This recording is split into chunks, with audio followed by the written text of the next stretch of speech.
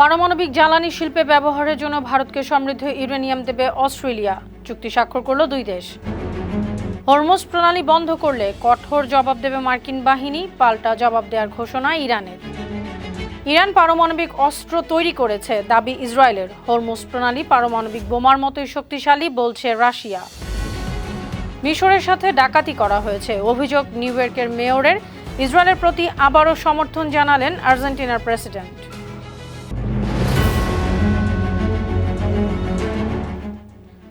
শুনছিলেন সংবাদ শিরোনাম। সবাইকে স্বাগত জানাচ্ছি বিশ্বজুড়ে প্রতিদিনে বিশ্বের বিভিন্ন প্রান্তের সবশেষ তথ্য জানাতে আপনাদের সঙ্গে আছি আমি অনন্যা চৈতি। পারমাণবিক শক্তিকে জ্বালানি শিল্পে ব্যবহারের জন্য ভারতকে সমৃদ্ধ ইউরেনিয়াম দেবে অস্ট্রেলিয়া। বৃহস্পতিবার মেলবোর্নে ভারতের প্রধানমন্ত্রী নরেন্দ্র মোদী এবং অস্ট্রেলিয়ার প্রধানমন্ত্রী অ্যান্থনি আলবানিজের বৈঠক শেষে এমন চুক্তি হয়েছে। চুক্তি অনুযায়ী আন্তর্জাতিক পরমাণু শক্তি সংস্থার নজরদারিতে শুধুমাত্র শান্তিপূর্ণ ও বেসামরিক বিদ্যুৎ উৎপাদনের জন্য অস্ট্রেলিয়ার কাছ থেকে ইউরেনিয়াম আমদানি করতে পারবে ভারত। উল্লেখ্য, 2047 সালের মধ্যে 100 গিগাওয়াট পারমাণবিক বিদ্যুৎ উৎপাদনের লক্ষ্যমাত্রা নির্ধারণ করেছে নয়াদিল্লি। সেই লক্ষ্য অর্জনে দীর্ঘদিন ধরে বিশ্বের অন্যতম বৃহৎ সমৃদ্ধ ইউরেনিয়াম ভান্ডার সমৃদ্ধ দেশ অস্ট্রেলিয়ার দিকে নজর ছিল ভারতের। নিজ জন্মস্থান ইরানের মাশহাদে বৃহস্পতিবার ইরানের প্রয়াত সর্বোচ্চ নেতা আয়াতুল্লাহ আলী খামেনি দাফন হয়েছে। এর আগে 5 দিনের রাষ্ট্রীয় শোক অনুষ্ঠানের ধারাবাহিকতায় বুধবার খামেনির মরদেহ ইরাকের নাজাফে নেওয়া হয়। সেখানে লাখো মানুষ শেষ শ্রদ্ধা জানায়। নাজাফ থেকে মরদেহ নেওয়া হয় কারবালায়। সেখানে ইমাম হোসেন রাদিয়াল্লাহু তাআলা আনহু ও হযরত আব্বাস রাদিয়াল্লাহু তাআলা আনহুর মাজারেও শ্রদ্ধা নিবেদন করা হয়। সেখান থেকে ইরানে ফিরিয়ে আনা হয় মাশহাদে। এর আগে বুধবার ভোর থেকে শোকযাত্রা শুরু হয়। এ সময় ইরানের জাতীয় পতাকায় মোড়ানো কফিনটি একটি বিশেষ কাচের বাক্সে বহন করা হয়। অন্যদিকে হযরত আলী রাদিয়াল্লাহু তাআলা আনহুর পবিত্র মাজারেও খামেনির জন্য দোয়ার আয়োজন করা হয়। ইরান হরমুজ প্রণালী বন্ধ করলে কঠোর জবাব দেবে মার্কিন বাহিনী, এমনই হুঁশিয়ারি জানিয়েছেন যুক্তরাষ্ট্রের ভাইস প্রেসিডেন্ট জেডি ভ্যান্স। বুধবার ওয়াশিংটনে সংবাদ সম্মেলন করে এই হুঁশিয়ারি জানান তিনি। এ সময় সমঝোতা চুক্তির বিষয়ে ভ্যান্স বলেন, মূল চুক্তিতে উল্লেখ আছে ইরান জাহাজে হামলা বন্ধ করলে মার্কিন অবরোধ তুলে নেওয়া হবে, কিন্তু জাহাজে হামলা করলে পাল্টা আঘাত করা হবে। এ সময় ভ্যান্স ইরানকে সতর্কতা জানিয়ে বলেন, হরমুজ প্রণালী উন্মুক্ত না করা পর্যন্ত আমেরিকা হামলা চালিয়েই যাবে। তারা চাইলে এই নিয়ম মেনে চলতে পারে। যুক্তরাষ্ট্রের প্রেসিডেন্ট ডোনাল্ড ট্রাম্পের হুমকির পরেই মার্কিন বাহিনীর হামলায় ইরানের 8 সেনা নিহত হয়েছেন।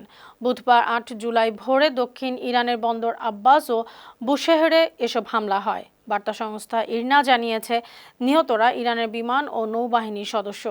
এদিকে যুক্তরাষ্ট্রের দুঃসাহসিকতার সমুচিত জবাব দেওয়ার হুঁশিয়ারি জানিয়েছেন ইরানের সর্বোচ্চ নেতার জ্যেষ্ঠ উপদেষ্টা Ali Akbar Velayati. Social media x পোস্টে তিনি লিখেছেন, যুক্তরাষ্ট্র ইরানের সমঝোতা স্মারক ভঙ্গে ট্রাম্পের মৌখিক সম্মতির কারণেই এই অঞ্চলকে আরও একবার আগুনের দিকে ঠেলে দেওয়া হয়েছে। ইরান পারমাণবিক অস্ত্র তৈরি করে ফেলেছে, এগুলো দিয়ে ইসরায়েলে হামলার পরিকল্পনা করেছিল। সে হামলা থেকে দেশ রক্ষা করেছেন প্রধানমন্ত্রী বেনিয়ামিন নেতানিয়াহু। ইসরায়েল ভিত্তিক সংবাদ মাধ্যম চ্যানেল 14কে সাক্ষাৎকারে এমন দাবি করেছেন ইসরায়েলি প্রধানমন্ত্রী। তবে নেতানিয়াহুর রাজনৈতিক প্রতিদ্বন্দ্বীরা বলছেন এই দাবি জনগণকে ভয় দেখানোর কৌশল। টাইমস অফ ইসরায়েল জানিয়েছে, যুক্তরাষ্ট্র বা ইসরায়েলের কোনো গোয়েন্দা সংস্থাই ইরানের পারমাণবিক বোমা বানিয়ে ফেলার তথ্য জানায়নি। বিশ্লেষকদের ধারণা, ইরানের হুমকি এবং নিজের ভূমিকা বড় করে দেখাতেই নেতানিয়াহু আবেগতাড়িত হয়ে এমন দাবি করেছেন। রাশিয়ার প্রেসিডেন্ট ভ্লাদিমির পুতিনের শীর্ষ সহযোগী ও দেশটির সাবেক প্রেসিডেন্ট দিমিত্রি মেদভেদেভ বলেছেন, ইরানের নিয়ন্ত্রণে থাকা হরমুজ প্রণালী পারমাণবিক বোমার মতোই শক্তিশালী। শুধু তাই নয়, ইরানের কাছে থার্মোনিউক্লিয়ার বোমার সমকক্ষ আরও একটি বড় বিকল্প আছে, সেটি হলো বাব আল মানদেব প্রণালী। মেদভেদেভ আরও বলেছেন, বিশ্বের জ্বালানি বাণিজ্যের জন্য অত্যন্ত গুরুত্বপূর্ণ এই সামগ্রিক পথগুলোর নিয়ন্ত্রণ ইরানের কাছে। তারা এসব পথ বন্ধ করে দিলে আন্তর্জাতিক জ্বালানি বাজারে মহা বিপর্যয় সৃষ্টি হবে। প্যাকেজ ভিসা নামে পরীক্ষামূলক এক উদ্যোগ নিয়েছে সৌদি আরব। এতে পর্যটকরা বিমান টিকিট, আবাসন ও অন্যান্য ভ্রমণ সেবার সমন্বিত প্যাকেজের অংশ হিসেবে পর্যটন ভিসা পাবেন। সৌদি সংবাদ সংস্থা এসপিএর জানিয়েছে, আপাতত অনুমোদিত ভ্রমণ ও পর্যটন সেবাদাতা প্রতিষ্ঠানগুলোর মাধ্যমে নির্বাচিত কিছু পাইলট প্রকল্পে এই কার্যক্রম চালু হবে। সৌদি পর্যটন মন্ত্রী আহমেদ আল খতিব বলেছেন, এই উদ্যোগ দর্শনার্থীদের জন্য মসৃণ ভ্রমণ অভিজ্ঞতা তৈরির বড় পদক্ষেপ। প্যাকেজ ভিসার মাধ্যমে সৌদি আরবে ভ্রমণ ও পর্যটন অংশীদারদের ক্ষমতায়ন, দর্শনার্থীদের যাত্রা সহজ ও আরও স্মার্ট ও নিরবিচ্ছিন্ন করার চেষ্টা চলছে। 2026 বিশ্বকাপের তৃতীয় ধাপের টিকিটের দাম নিয়ে ব্যাপক সমালোচনা চলছে। সবচেয়ে বেশি সমালোচনা হচ্ছে ফাইনালের টিকিটের দাম নিয়ে। নিউ জার্সির মেটলাইফ স্টেডিয়ামে অনুষ্ঠিত হতে যাওয়া ফাইনাল খেলার শীর্ষ ক্যাটাগরির একটি টিকিটের দাম নির্ধারণ করা হয়েছে প্রায় $9,000। অথচ আগের বিশ্বকাপের ফাইনালের টিকিটের দাম 5 গুণ কম ছিল। টিকিটের চড়া দাম নিয়ে সরব হয়েছেন নিউ ইয়র্কের নবনির্বাচিত মেয়র জোহরান মামদানিও। কুলিগানস ইউটিউব চ্যানেলকে দেওয়া বক্তব্যে মামদানির চাহিদা ও সময়ের উপর ভিত্তি করে টিকিটের দাম পরিবর্তনের সমালোচনা করেছেন। একই সঙ্গে টিকিটের দাম নির্দিষ্ট করা ও স্থানীয় বাসিন্দাদের জন্য ছাড় দেওয়ারও আহ্বান জানান তিনি। এ সময় কাতার বিশ্বকাপ 2022 ও রাশিয়ায় 2018 বিশ্বকাপের টিকিট বিক্রির উদাহরণ দেন তিনি। আমেরিকার নিউ ইয়র্ক সিটির মেয়র জোহরান মামদানি বলেছেন, মিশরের সাথে ডাকাতি করা হয়েছে। মঙ্গলবার শেষ 16 আর্জেন্টিনার বিপক্ষে মিশরের ম্যাচের রেফারিং নিয়ে বুধবার তিনি এ মন্তব্য করেন। বিতর্কের কেন্দ্রবিন্দু হচ্ছে ম্যাচের 58তম মিনিট। তখন 1-0 গোলে এগিয়ে ছিল মিশর। তখন মিশরের মোস্তফা জিকো বল আর্জেন্টিনার জালে পাঠিয়ে দেন, কিন্তু ভিডিও অ্যাসিস্ট্যান্ট রেফারির পরামর্শে গোলটি বাতিল করেন ফরাসি রেফারি ফ্রাঁসোয়া লেতিস্কিয়ে। যুক্তি দেখানো হয়, গোলের 20 সেকেন্ডেরও বেশি আগে মাঠের অন্য প্রান্তে মিশরের মারওয়ান আতিয়া আর্জেন্টিনার লিসান্দ্রো মার্তিনেজকে ফাউল করেছিলেন। গোল বাতিলের পরই ম্যাচের মোড় ঘুরে যায়। সেই সুযোগ কাজে লাগিয়ে ঘুরে দাঁড়ায় আর্জেন্টিনা, জয়ী হয় 3-2 গোলে। সেই ধারাবাহিকতায় রেফারি দলের বিরুদ্ধে ফিফার কাছে অভিযোগ করেছে মিশর ফুটবল অ্যাসোসিয়েশন। বিশ্বকাপে আর্জেন্টিনার বিপক্ষে মিশরের ম্যাচের আগে ফিফা বিশ্বকাপ সংবাদ সম্মেলনে মিশরের প্রধান কোচ হোসাম হাসান ফিলিস্তিনিদের সমর্থন জানিয়ে বলেছেন, ফিলিস্তিনি জনগণকে বাঁচতে দিন, তারা কিছুই চান না, শুধু বেঁচে থাকতে চান। তিনি আরও বলেন, যিনি ফিলিস্তিনি জনগণের কষ্ট অনুভব করেন না তিনি মানুষই নন। অনেক সময় কোনো প্রাণীর ক্ষতি হলে মানুষ প্রতিবাদে সোচ্চার হয়, কিন্তু ফিলিস্তিনিদের দুর্ভোগের প্রতি বিশ্ব উদাস। এই পরিস্থিতিতে তিনি সব ক্রীড়াবিদ ও গণমাধ্যম কর্মীদের বিশ্বকাপের মাধ্যমে বার্তা দেওয়ার অনুরোধ জানান।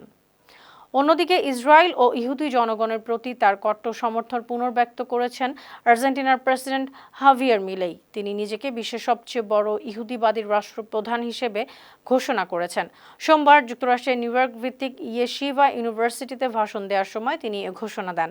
এ সময় রাজনৈতিক সমর্থনের বাইরেও মিলেই নিজের দার্শনিক দৃষ্টিভঙ্গি তুলে ধরেন। তিনি দাবি করেন, পশ্চিমা সভ্যতার মূল 3টি ভিত্তি জীবন, স্বাধীনতা এবং ব্যক্তিগত সম্পত্তি আসলে তাওরাত এবং বাইবেলের 10টি আদেশের উপর প্রতিষ্ঠিত। মার্কিন প্রেসিডেন্ট ডোনাল্ড ট্রাম্প দাবি করেছেন তিনি টিকটকের শীর্ষ স্থানে আছেন, আর টেলর সুইফট আছেন 11 নম্বরে। নতুন পরিসংখ্যান অনুযায়ী তিনি টিকটকের সবচেয়ে জনপ্রিয় ব্যক্তি বলে হোয়াইট হাউসে সংবাদ সম্মেলন করে ট্রাম্প এমন দাবি করেছেন। তবে সাম্প্রতিক তথ্য ও পরিসংখ্যানে এর সত্যতা নেই। ওই তথ্যচিত্রে ট্রাম্পকে টিকটকের সবচেয়ে বেশি অনুসরণ করা ও সবচেয়ে বেশি দেখা বিশ্ব নেতা হিসেবে উল্লেখ করা হয়েছে। অর্থাৎ এটি শুধুমাত্র বিশ্ব নেতাদের মধ্যে তুলনা করা হয়েছে। এই তথ্যচিত্রে অনুসারীর সংখ্যার দিক থেকেও ট্রাম্প সুইফটের চেয়ে অনেক পিছিয়ে। বর্তমানে টিকটকে ট্রাম্পের অনুসারী প্রায় 1,67,00,000। টেইলর সুইফটের অনুসারী প্রায় 3,35,00,000। যুক্তরাজ্যের বিদায়ী প্রধানমন্ত্রী কিয়ার স্টারমারকে তাজা গুলিসহ একটি ব্যক্তিগত রিভলভার উপহার দিয়েছে তুরস্কের প্রেসিডেন্ট রিসেপ তাইয়েপ এরদোয়ান। তুরস্কে অনুষ্ঠিত ন্যাটো সম্মেলনে তিনি এই উপহার প্রদান করেন। আঙ্কারায় আয়োজিত এ শীর্ষ সম্মেলনে অংশ নেওয়া প্রতিটি দেশের সরকার ও রাষ্ট্রপ্রধানদের একই ধরনের উপহার দেওয়া হয়। আগ্নেয়াস্ত্রের সংশ্লিষ্ট নেতার নাম খোদাই করা থাকে। প্রেসিডেন্ট এরদোয়ান এই উপহার দেওয়ার ক্ষেত্রে তুরস্কের রপ্তানি নিয়ন্ত্রণ আইন শিথিল করেছিলেন। যুক্তরাজ্যের প্রধানমন্ত্রীর কার্যালয় ডাউনিং স্ট্রিট অবশ্য এই রিভলভারের কোনো ছবি প্রকাশ করেনি। এই শীর্ষ সম্মেলনের ফাঁকে যুক্তরাজ্যের প্রধানমন্ত্রী ও তুরস্কের প্রেসিডেন্ট একটি প্রতিরক্ষা চুক্তি করেছেন। এই চুক্তির কারণে দুই দেশের গোয়েন্দা তথ্য আদান প্রদানের পথ আরও সুগম হবে। সুপ্রিয় দর্শক, এই ছিল আজকের বিশ্বজুড়ে প্রতিদিনের আয়োজনে। দেশ বিদেশের বিভিন্ন খবর নিয়ে আবারও আপনাদের সামনে হাজির হব। সেই পর্যন্ত ভালো থাকুন, সুস্থ থাকুন, বায়ান্ন টিভির সঙ্গেই থাকুন। ধন্যবাদ।